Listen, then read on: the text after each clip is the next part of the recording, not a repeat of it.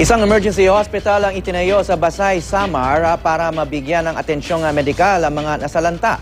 Sa bayan naman ng Marabot, ilang residente ang bumalik na sa kanilang mga nasirang tahanan mahigit isang buwan nang matapos ang hagupit ng bagyong Yolanda. May news to go si Haji Rieta. Haji.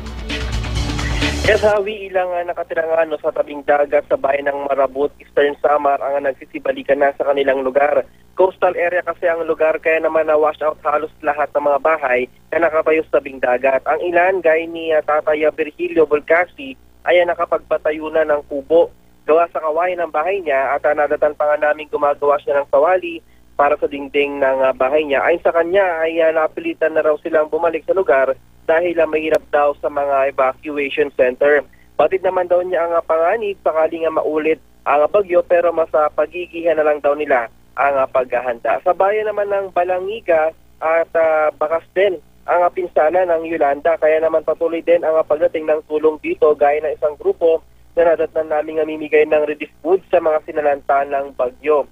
Samantala sa bayan din ng Basay sa Eastern Samar pa rin ay may ipinatayo nga ang International Red Cross na isang emergency hospital at dito nabibigyan ng atensyong medikal ang mga nangangailangan. Mayroon silang operating at mayroon ding ward para sa mga mako-confine na pasyente. At ayon sa nakausap naming taga Red Cross, sapat naman daw ang gamot dito na abot hanggang Enero pero marami pa naman daw stock sakaling magkulang ang supply nila. Hawi?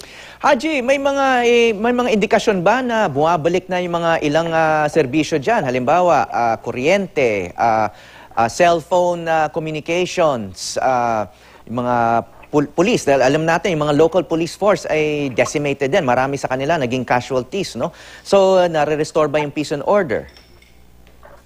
Sa mga napuntahan nating lugar, with regards sa peace and order, may mga nakita naman tayong mga polis na nagbabantay. Bagaman sira nga yung mga estasyon ng mga polis, yung mga presinto nila, ay may mga nakabantay pa rin doon. May nag-ikot din sa lugar sa mga ilang bahay nga na salanta ng bagyo. With regards naman sa power restoration, Hawi, sa ngayon ay may 3 bayan pa ang hindi pa buong naibabalik yung serbisyo ng kuryente. Gaya nga nung sa bahagi ng Giwan, Salcedo at maging na rin ang Mercedes.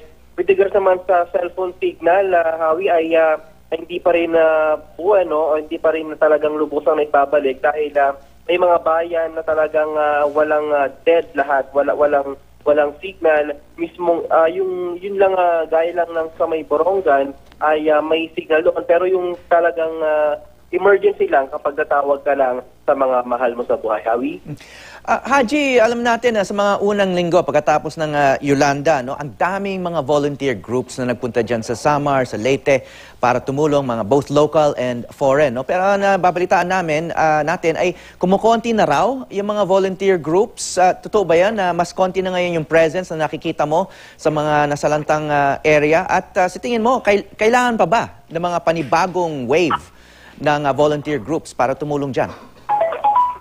Yung mga napuntahan natin, for example, Hawi, sa may Pasay, ay mukhang hindi naman nababawasan. Ito nga bilang ng mga volunteers na nandoon. For example nga, doon sa pinuntahan nating ospital, na pinatay nga ng Red Cross ay intact itong mga volunteers na nandoon. May mga nurse, may mga doktor na iba't ibang lahi. Kung yung tulong naman, Hawi, sa totoo lang, maraming mga bayan, yung tipong nalalampasan ng tulong na dapat para bang nalalaktawan ng tulong mula nga sa iba't ibang organisasyon o maging na rin ng gobyerno dahil yung mga pinupuntahan natin talagang kapag mahigit ng buwan lang kasi nakakalipas, Hawi, at nang makapunta tayo dito at talagang sila mismo nagsasabi na iilang beses pa lang sila nakakatanggap ng relief goods mula sa gobyerno at mula na rin sa iba't ibang organisasyon. At ayun nga yung panawagan nila, Hawi, na sana pansinin din sila ng tulong nang sa ganun ay maramdaman nila at kahit paano ay mabigyan din sila ng kaginhawaan sa kanila dahil nga talagang nasalanta sila ng bagyong Yolanda, Hawi. So sinasabi mo, kumukonti nga yung mga volunteer groups pero napakalaki pa rin yung pangangailangan So, kasi may mga kilala tayo na mga sibilyan, mga ordinaryong tao na gustong gamitin yung kanilang Christmas break, yung mga bakasyon nila para tumulong, no? Pumunta dyan. So, sa tingin mo, malaki pa rin magiging impact ng mga volunteers na to kung pumunta sila dyan sa mga... Yes, Howie, tama ka dyan.